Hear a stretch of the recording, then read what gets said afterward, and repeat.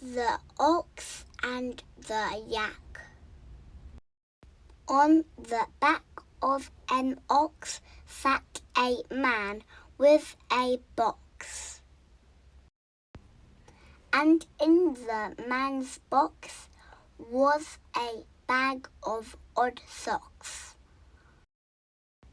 On the back of a yak sat a man with a pack, and in the man's pack was a duck with a quack. The man on the ox met the man with the duck, and he said, "In this box is a bag of good luck." The man had a chat and the duck got a hat. It was one of the socks from the bag in the box.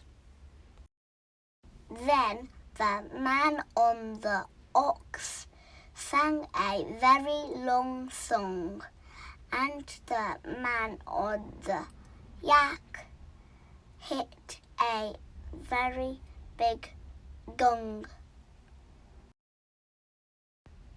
The yak did a jig, and so did the ox, and the duck had some fun with the bag of odd socks. Then the duck said quack, quack, and the two men went back. Quack, quack.